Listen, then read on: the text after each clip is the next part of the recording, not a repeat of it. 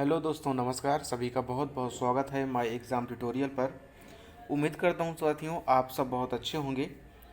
और अभी हम लोग आपके साथ जुड़े हैं। एमपीपीएससी असिस्टेंट रजिस्ट्रार की वैकेंसी आ ही गई है और उसके प्रीवियस ईयर के क्वेश्चन से हम लोग कर रहे हैं। जो प्रीवियस ईयर 2018 में असिस्टेंट रजिस्ट्रार की वैकेंसी आई थी, उसके जो क्वेश्चन पेपर हुए थे वो हम लोग देख रहे हैं कि किस प्रकार के क्वेश्चंस आते हैं, किस प्रकार का पेपर रहता है, उनका लेवल क्या रहता है। तो यहाँ पर हमने दो पार्ट कर लिए थे। आप यहाँ देख सकते हैं, ये पार्ट 1 है, ये पार्ट 2 है। और इन दोनों वीडियोस के लिंक भी आपको डिस्क्रिप्शन बॉक्स में मिल जाएंगे। यदि आपने नहीं देखा है तो इस वीडियो के बाद आप उसको भी देख सकते हैं। और फ्रेंड्स, आपसे एक सजेशन भी चाहता हूँ, एक सलाह चाहता हूँ कि जो मैं अपना चैनल है उसका नाम बदलना चाह रहा हूँ। अभी चैनल का नाम माई एग्ज़ाम ट्यूटोरियल है, जो कि थोड़ा लंबा पड़ जाता है नाम याद करने में भी। तो मैं सोच रहा हूँ कि इसको मैं वेदा क्लासेस कर दूँ, वेदा क्लासेस, जिससे कि सभी को इसको सर्च करने में आसान हो। तो वेदा क्लासेस नाम कैसा रहेगा, आपके सुझाव कमेंट बॉक्स में चाहता हूँ। उम्मीद करता हूँ आप अपनी सही सलाह हमें ज़रूर देंगे। माई एग्ज़ाम ट्यूटोरियल से चैनल का नाम हो जाएगा वेदा क्लासेस, यदि आप लोगों की सलाह रही, आप लोग सहमत हुए तो आज का हमारा जो असिस्टेंट रजिस्ट्रार के प्रीवियस ईयर क्वेश्चन थे उसका तीसरा पार्ट है। तो चलिए देखते हैं आगे के क्वेश्चंस कैसे हैं। आज का जो हमारा प्रश्न पत्र है ये जनरल स्टडीज़, जो कि अब आपका प्रथम खंड बन चुका है। तो यह जो पेपर है वह जनरल स्टडीज़ का है। इसमें आपका जो पहला प्रश्न है वह है, पर्यावरण के अवयवों की प्रकृति कैसी होती है। आपके ऑप्शंस दिए गए हैं, अपरिवर्तनीय एवं स्थावर, परस्पर एक दूसरे से अपवर्जक, एक दूसरे से परस्पर अंतर संबंधित, या पूर्णतः दृष्टिगोचर एवं स्पर्शनीय। तो जो पर्यावरण के अवयव होते हैं वह एक दूसरे से परस्पर अंतर संबंधित होते हैं। आप जानते ही हैं कि जो पर्यावरण है, हम लोग भी पर्यावरण का एक अंग हैं। सभी प्रकार के अन्य जो जीव जंतु हैं, सभी प्रकार की वनस्पतियां हैं, सभी प्रकार के जो जलीय जीव हैं, ये सारे के सारे पर्यावरण के अंग हैं। तो ये एक दूसरे से कैसे होते हैं, परस्पर अंतर संबंधित होते हैं। अगला प्रश्न है, पर्यावरण मानव विकास के लिए निम्नलिखित में से क्या प्रदान करता है। यानी कि पर्यावरण के द्वारा मानव को अपने विकास के लिए क्या क्या चीज़ें मिलती हैं। पदार्थ, ऊर्जा एवं अनुकूल दशाएं, या कूड़ा करकट फेंकने के लिए मुक्त स्थल, संचार एवं परिवहन के लिए माध्यम, या सभी सही हैं। तो यहाँ पर मानव अपने विकास के लिए सभी क्रियाएं करता है, तो इसलिए इसका ऑप्शन होगा डी, सभी सही हैं। निम्नलिखित में से कौन सी प्राकृतिक आपदा नहीं है। चक्रवात, बाढ़, ज्वालामुखी और औद्योगिक दुर्घटना। तो यहाँ पर जो प्राकृतिक आपदा नहीं है वो है औद्योगिक दुर्घटना, एक प्राकृतिक आपदा नहीं है। तो आप लोग देख सकते हैं कि यहाँ जो ज़्यादातर क्वेश्चन आते हैं उनका लेवल इजी रहता है, बहुत ज़्यादा इजी रहता है। अब जैसे इस प्रश्न को भी आप देख सकते हैं, निम्नलिखित सूची 1 को सूची 2 से सुमेलित कीजिए तथा उसके नीचे कोड की मदद से सही उत्तर दीजिए। सूची 1 में व्यक्तियों के नाम दिए गए हैं और सूची 2 में उनके कार्यक्षेत्र दिए गए हैं। तो यहाँ पर आपको बताना है सही मिलान कौन सा है। जैसे चंद्रशेखर टी सरवटे, चंद्रशेखर आज़ाद, किशोर कुमार और भीमराव अंबेडकर या बी आर अम्बेडकर। तो यहाँ पर चंद्रशेखर टी सरवटे यदि नहीं पता है तो चंद्रशेखर आज़ाद आप जानते हैं स्वतंत्रता सेनानी हैं, किशोर कुमार पार्श्व गायक हैं और भीमराव अंबेडकर संविधान निर्माण में अहम भूमिका निभाते हैं और चंद्रशेखर टी सरवटे क्रिकेट खिलाड़ी हैं। तो आपका आंसर क्या होना चाहिए। यदि एक के हिसाब से हम देखें तो क्या हो जाएगा हमारा 3 1 4 2, 3 1 4 2। तो यहाँ पर जो ऑप्शन है आप यहाँ पर देख सकते हैं, ऑप्शन नंबर सी आपका राइट आंसर यहाँ पर हो जाएगा। अगला क्वेश्चन है, निम्नलिखित प्रसिद्ध और महान व्यक्तियों में से किसका जन्म मध्य प्रदेश में नहीं हुआ था। शंकर दयाल शर्मा, केशव दास, जे एस वर्मा या रानी लक्ष्मीबाई। तो रानी लक्ष्मीबाई का जन्म कहाँ पर, बनारस में हुआ था और इनके बचपन का नाम मणिकर्णिका भी था। अगला प्रश्न है, निम्नलिखित पर्यावरणविदों में से किसने चिपको आंदोलन की शुरुआत हिमालय से की थी? सुंदरलाल बहुगुणा, राजेंद्र सिंह, श्रीमती राधाबेन या मेघा पाटकर? तो जो चिपको आंदोलन की शुरुआत हिमालय से करने वाले पर्यावरणविद का नाम था सुंदरलाल बहुगुणा। अगला प्रश्न है, भारत में पर्यावरण सुरक्षा अधिनियम किस वर्ष बनाया गया? 1986 में पर्यावरण सुरक्षा अधिनियम बनाया गया था। निम्नलिखित में से कौन सा बाघ प्रोजेक्ट मध्य प्रदेश में स्थित है? जो बाघ प्रोजेक्ट है कौन सा मध्य प्रदेश में स्थित है? पेंच बाघ प्रोजेक्ट, यह मध्य प्रदेश में स्थित है। रणथंभौर, मानस, बक्सा ये सारे यहाँ पर नहीं हैं। निम्नलिखित में से कौन सा तत्व सांस्कृतिक पर्यावरण की रचना करता है? आर्थिक तत्व, सामाजिक तत्व, राजनैतिक या सभी?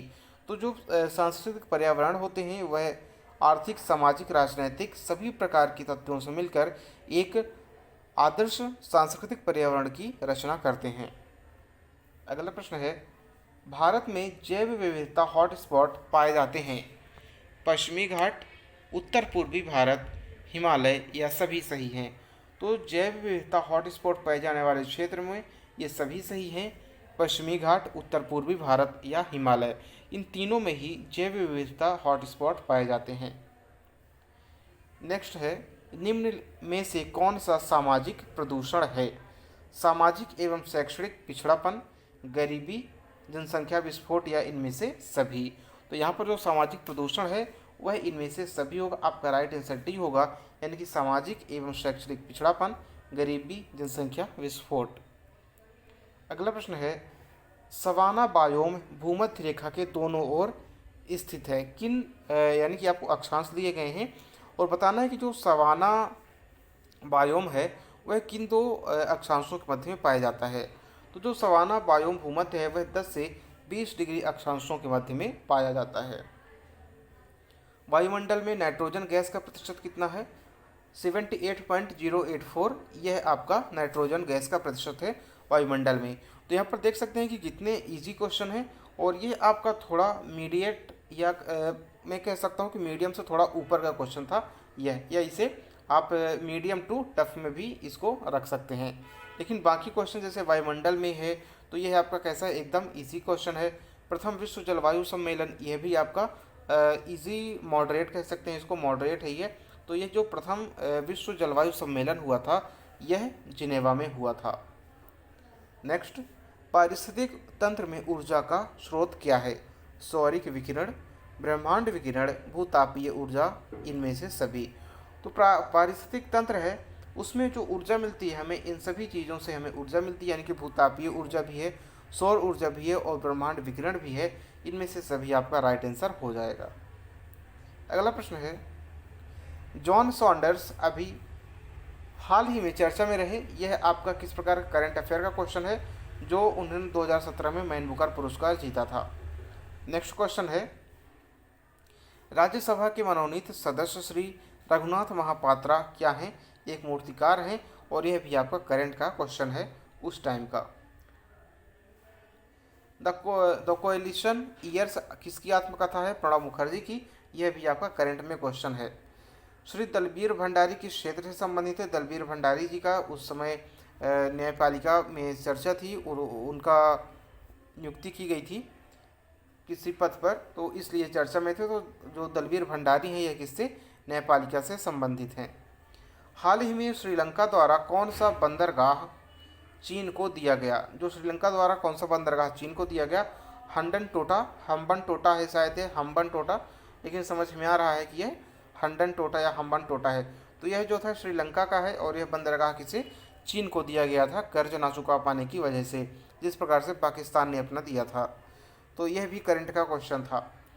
चुनावी बॉन्ड योजना के बारे में निम्नलिखित में से कौन सा कथन असत्य है या गलत है? योजना का उद्देश्य राजनीतिक चंदे को पारदर्शी बनाना है। आरबीआई को चुनावी बॉन्ड जारी करने के लिए अधिकृत किया गया है। योजना का प्रथम निर्गमन मार्च 2018 में किया गया। भारत का कोई भी नागरिक चुनावी बॉन्ड खरीद सकता है। तो यहाँ पर जो गलत उत्तर है वह होगा आपका, आरबीआई को चुनावी बॉन्ड जारी करने के लिए अधिकृत किया गया है, जबकि ऐसा नहीं है। और यह भी है कि जो चुनावी बॉन्ड है इसका जो प्रथम बार संस्करण आया यह मार्च 2018 में आया था। ऑस्कर अवार्ड 2018 या 90वें अकादमी पुरस्कार में सर्वश्रेष्ठ फिल्म का पुरस्कार जीतने वाली फिल्म कौन सी है, यह आपका करंट का क्वेश्चन है। द शेप ऑफ वाटर तत्कालीन थी। अगला प्रश्न है, भारत के निम्नलिखित प्रधानमंत्रियों में से किसने प्रधानमंत्री के रूप में लगातार 2 अवधियों तक कार्य किया है। यानी कि लगातार जो 2 बार प्रधानमंत्री निर्वाचित हुए, लगातार 2 बार प्रधानमंत्री चुने गए, इनमें से कौन से हैं। गुलजारी लाल नंदा, अटल बिहारी वाजपेयी, मनमोहन सिंह। तो यहाँ पर अटल बिहारी वाजपेयी और मनमोहन सिंह ये इस ऑप्शन के हिसाब से लगातार 2 अवधियों तक या लगातार 2 बार प्रधानमंत्री नियुक्त हुए हैं। आयुष्मान भारत योजना के बारे में निम्नलिखित कथनों पर विचार कीजिए। यह राष्ट्रीय स्वास्थ्य संरक्षण मिशन के रूप में भी जानी जाती है। योजना प्रति परिवार प्रति वर्ष 5 लाख रुपए का कवरेज प्रदान करती है। प्रधानमंत्री ने 15 अगस्त 2018 को घोषणा की कि आयुष्मान भारत 2 अक्टूबर 2018 से प्रारंभ होगी। तो यहाँ पर यह 2 अक्टूबर 2018 है, यह बात यहाँ पर गलत कही गई है। बाकी पहले और दूसरे आपके ऑप्शंस सही हैं। तो आपका राइट आंसर हो जाएगा option number B. 65वें Dada Saheb Phalke पुरस्कार के प्राप्तकर्ता कौन है। विनोद खन्ना है। करंट का क्वेश्चन आया है ये। Japan aerospace exploration agency JAXA अभी हाल ही में चर्चा में क्यों है। यह भी आपका करंट का क्वेश्चन है, क्योंकि इसने उपग्रह ले जा सकने वाले विश्व के सबसे छोटे रॉकेट को प्रक्षेपित किया है। विश्व का सबसे छोटा रॉकेट को प्रस्तावित किया, और ये जो सबसे छोटा रॉकेट था इसे भी एक भारतीय ने ही डिज़ाइन किया था। तो ये जो जाक्सा का जापान की अभी जो अंतरिक्ष एजेंसी है, स्पेस एजेंसी, उसका भी नाम क्या है, फुल फॉर्म आप देख सकते हैं, जापान एरोस्पेस एक्सप्लोरेशन एजेंसी। अगला प्रश्न है, निम्नलिखित में से किस जिले में प्रधानमंत्री ने राष्ट्रीय पोषण मिशन की शुरुआत की है। राष्ट्रीय पोषण मिशन झुंझुनू से इसकी शुरुआत की गई है। भारत के उच्चतम न्यायालय में कितनी महिला न्यायाधीश हैं। तो उस टाइम पर 3 थी, अभी वर्तमान में ज़्यादा हैं। राज्यसभा के उपसभापति हरिवंश नारायण सिंह थे। छत्तीसगढ़ और उड़ीसा के मध्य जल विवाद किस नदी से संबंधित है। यह महानदी से संबंधित है। जो छत्तीसगढ़ और उड़ीसा के मध्य जल विवाद है, यह महानदी के जल को लेकर इनमें विवाद चल रहा है। सिंधु स्थल जो कच्छ के क्षेत्र में अवस्थित नहीं है। लोथल कहाँ पर स्थित है, यह सिंधु में स्थित नहीं है। अगला प्रश्न है, उत्तर वैदिक काल के बारे में अधोलिखित कथनों पर विचार कीजिए। इस कालखंड में वैदिक समाज का पूर्व की ओर प्रसार हुआ। इस कालखंड में लोहा खोजा गया। ठीक है, तो इस कालखंड जो वैदिक समाज था वह कहाँ से पूर्व की ओर आया, और लोहे की भी खोज कहाँ पर, उत्तर वैदिक काल में की गई थी। यानी कि आपके दोनों कथन सत्य हैं। Option number D. अगला प्रश्न है, मौर्य काल के दौरान पाटलिपुत्र शहर की नगर प्रशासनिक व्यवस्था को समझने का महत्वपूर्ण स्रोत क्या है। नगर प्रशासनिक व्यवस्था के लिए इंडिका है, जो जिसको मेगस्थनीज ने लिखा था। लेकिन यदि मौर्य काल के दौरान जो आपकी राजनीतिक व्यवस्था थी उसको समझने के लिए हमें चाणक्य की अर्थशास्त्र को देखना होगा। अगला प्रश्न है आपके, निम्नलिखित को सुमेलित कीजिए। एक तरफ आपके गुप्त शासक दिए गए हैं और दूसरी तरफ उनकी पदवी दी गई है। पदवी को विरुद्ध भी कहा जाता है। तो समुद्रगुप्त, चंद्रगुप्त, कुमारगुप्त और स्कंदगुप्त। तो यहाँ पर समुद्रगुप्त को पराक्रमांक कहा जाता था। चंद्रगुप्त द्वितीय को विक्रमादित्य कहा जाता था। कुमारगुप्त को महेंद्रादित्य कहा जाता था और स्कंदगुप्त को क्रमादित्य कहा जाता था। तो आपके ऑप्शंस क्या हो जाएंगे, 4, 3, 2, 1। तो 4, 3, 2, 1 आपके कहाँ हैं, ये ऑप्शन नंबर बी में आपके 4, 3, 2, 1 आपके ऑप्शंस दिए गए हैं। अगला प्रश्न है, सती प्रथा का सर्वप्रथम अभिलेखी साक्ष्य कहाँ मिलते हैं। सती प्रथा का जो पहला साक्ष्य है वह कहाँ पर, एरण अभिलेख में मिलता है। किताबुल हिंद किस भाषा में रचना की गई। किताबुल हिंद की अरबी भाषा में। और किताब उल हिंद की जो रचना की थी वह कौन थे? अल-बरूनी।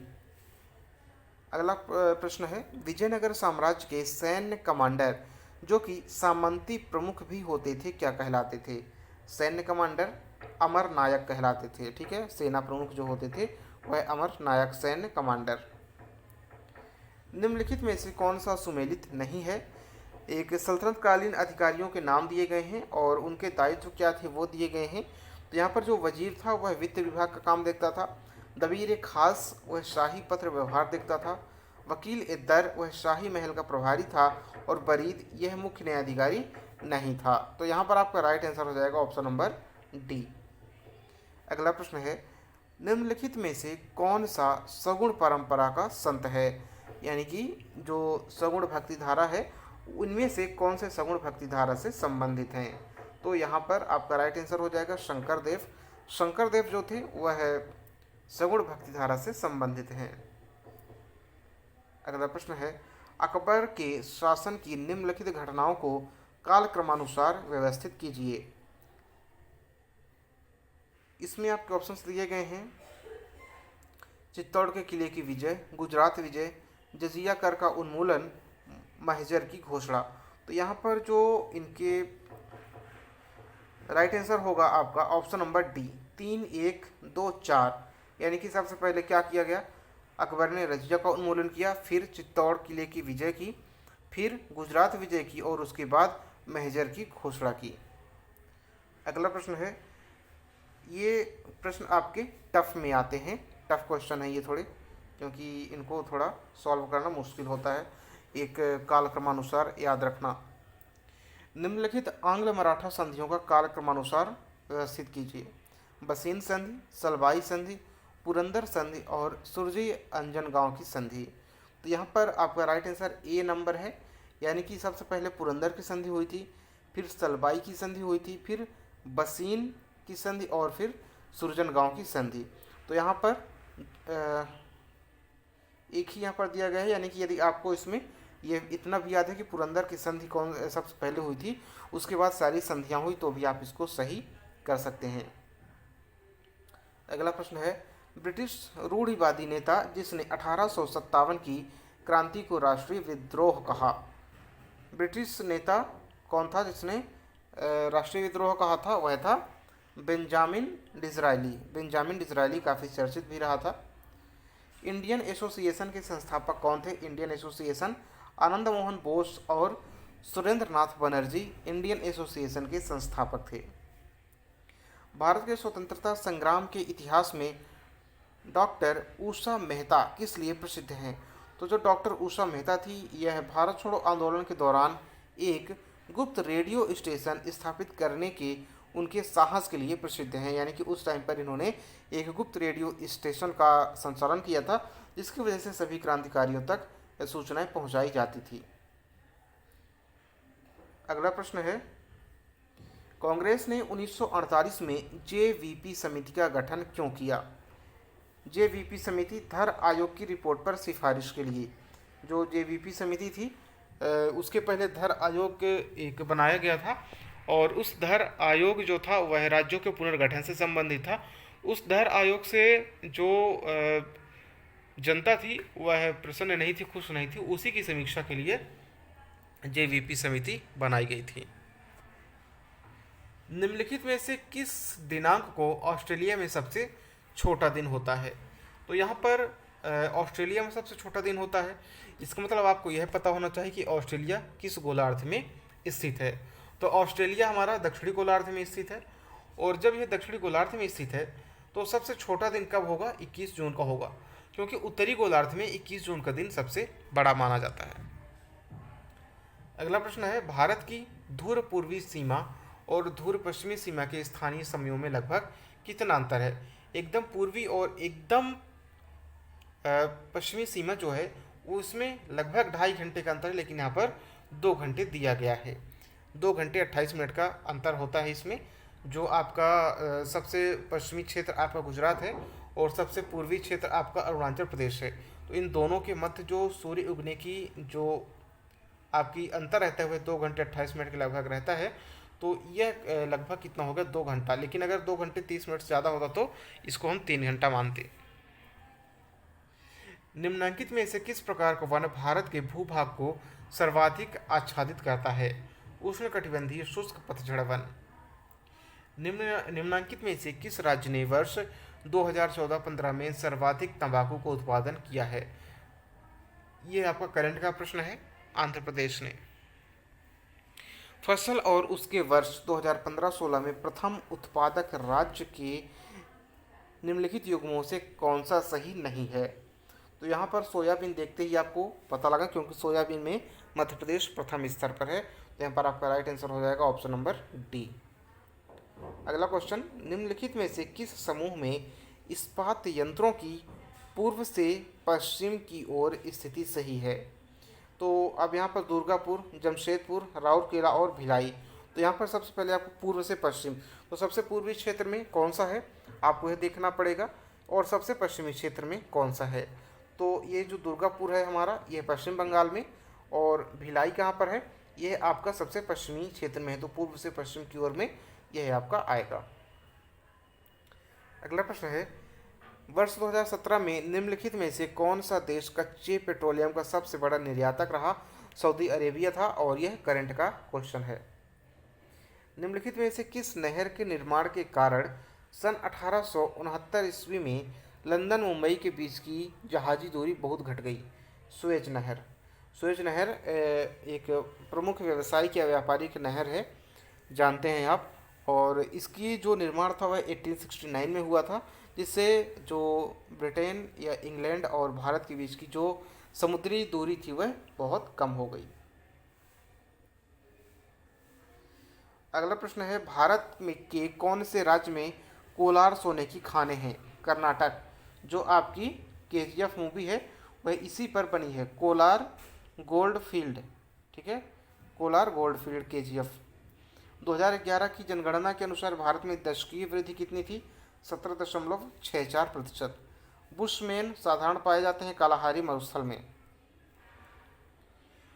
अगला प्रश्न है, भारत के निम्नलिखित पर्वतों में से कौन सा प्राचीनतम समझा जाता है? सबसे प्राचीन भारत ही नहीं, जो दुनिया की सबसे प्राचीन पर्वत श्रृंखलाओं में से एक है अरावली पर्वत श्रृंखला। ग्रेट बैरियर रीफ किस समुद्र तट पर स्थित है? ऑस्ट्रेलिया के उत्तर पूर्वी तट पर। ये ऑस्ट्रेलिया आपका कुछ ऐसे यहाँ पर ऐसे कुछ रहता है ऑस्ट्रेलिया, तो यहाँ पर आपका ये यहाँ पर इस साइड में आपकी ग्रेट बैरियर रीफ स्थित है, उत्तर पूर्वी क्षेत्र में। पृथ्वी की सतह के अंदर की ओर जाने पर 1 डिग्री की दर से तापमान बढ़ता है प्रति 32 मीटर। यदि हम पृथ्वी की गहराई में प्रति 32 मीटर जाएंगे तो प्रति 32 मीटर जाने पर 1 डिग्री तापमान बढ़ता जाता है। सारगेसो सागर कहाँ पर स्थित है? सारगेसो सागर उत्तरी अटलांटिक महासागर में स्थित है। अगला प्रश्न है, भारत के संविधान में कौन सा प्रावधान असम राज्य के संबंध में विशेष प्रावधान करता है? असम राज्य के संबंध में 371 बा है। संविधान के किस अनुच्छेद के तहत राज्यपाल को विधानमंडल में विश्रांति काल में अध्यादेश प्रख्यापित करने की शक्ति है? ऑप्शन नंबर डी होगा अनुच्छेद 213, और जो राष्ट्रपति को प्रख्यापित करने की, राष्ट्रपति को जो अध्यादेश जारी करने की शक्ति है वह अनुच्छेद 123 में। अगला प्रश्न है, स्वतंत्र भारत में पहली बार संसदीय सचिव का पद किस वर्ष सृजित किया गया? यह सृजित किया गया था 1951 में, 1951 में सृजित किया गया था। मैं थोड़ा फास्ट चल रहा हूं क्योंकि आपको सिर्फ मेरा मकसद इतना ही कि आप सिर्फ क्वेश्चंस को देख सकें, क्वेश्चंस को समझ सकें कि किस प्रकार के क्वेश्चंस हमारे आते हैं, इसलिए थोड़ा फास्ट चल रहा हूं। तो अगला प्रश्न हमारा, निम्नलिखित ऐतिहासिक निर्णयों में से कौन सा एक सही रूप से सुमेलित नहीं है? इंदिरा साहनी 1993 बिल्कुल राइट है, गोपालन 1950, केशवानंद भारती 1973 और मिनर्वा मिल्स 1981, ये आपका सुमेलित नहीं है। ऑप्शन नंबर सी आपका हो जाएगा राइट आंसर। अगला क्वेश्चन है, ग्राम पंचायतों को संवैधानिक स्थिति प्रदान करने की प्रथम आवश्यकता महसूस की गई थी किसके द्वारा? एल.एम. सिंघवी समिति द्वारा 1986 में जो गठित की गई थी। तो एल.एम. सिंघवी समिति जो थी, हालांकि ये जो चारों समितियां हैं ये किससे? पंचायती राज से संबंधित है। लेकिन जो पंचायती संस्थाओं को संवैधानिक दर्जा प्रदान करने की बात कही गई वह एल.एम. सिंघवी समिति द्वारा कही गई थी 1986 में।